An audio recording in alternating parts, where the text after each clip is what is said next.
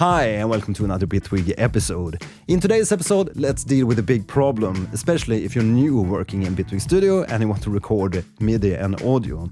And it's regarding the clip timeline and the track timeline, because this might really throw you off if you're new to how this works. So what's all this about? So if we take a look at this first MIDI clip here, we have a synth arpeggio and we are editing in the clip timeline at the moment. And it seems like all these MIDI notes are completely on the grid lines. They are all starting on one of these lines. But then again, if we change to a track timeline, and in the track timeline we can actually see that all the MIDI notes are shifted a little bit later compared to the grid lines.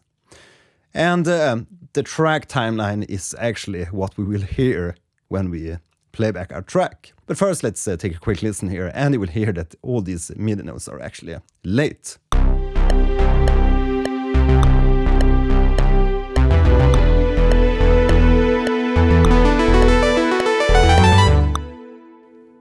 So in reality they should be like so. When you're editing MIDI, make sure you're in the track timeline.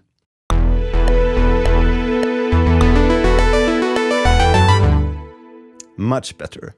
But why is the clip timeline and track timeline different? Now let's take a look at the typical scenario when you record some MIDI live with your keyboard. So let's press play and then record, and we're going to record some stuff.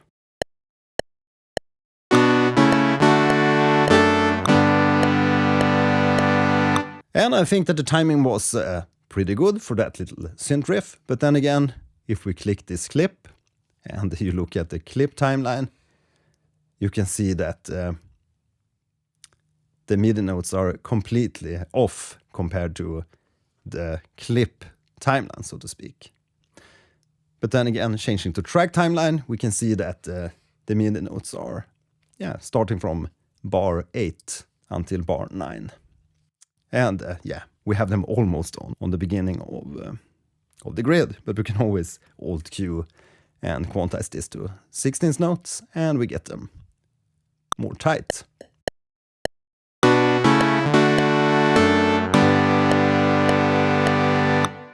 Yeah, so something like that. But then again, let's go back here to clip timeline. Now let's look at why this timeline is different compared to your track timeline. The clip timeline is an isolated timeline for this specific clip. And if we click the clip and look in the inspector panel, you can see that we have the position at 6.2127, and then we have the length of the clip 4.0167.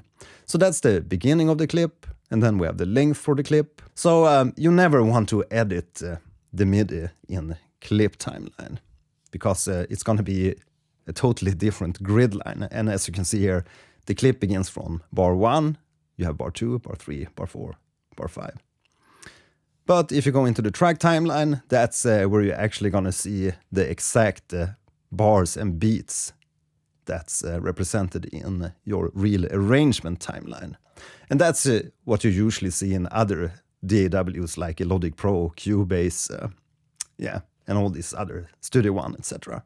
So the takeaway here is make sure that if you record MIDI like this in your arrangement timeline, make sure when you're editing the clips and you enter the clips, make sure you're in the track timeline editing, so to speak, for the clips, so that you can match up your notes according to the real grid and not the fictitious specific clip timeline grid, which will be a totally different grid.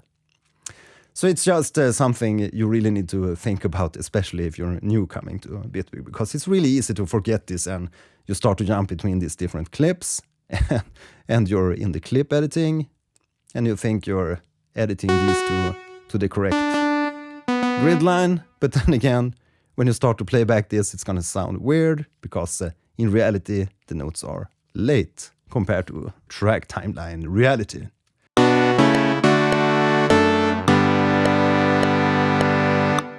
Now, if you still want the grid lines to at least match up between the clip timeline and the track timeline, there's always this trick that you can use to activate record first and then press play.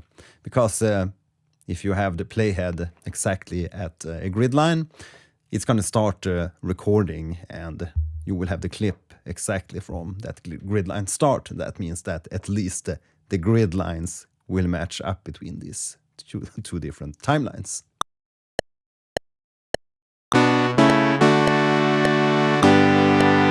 So let's take a look at this clip. The clip view, although it starts at bar 1 because it's the isolated timeline, and we compare that to the track timeline, you can see that we have the same kind of little glitch offset.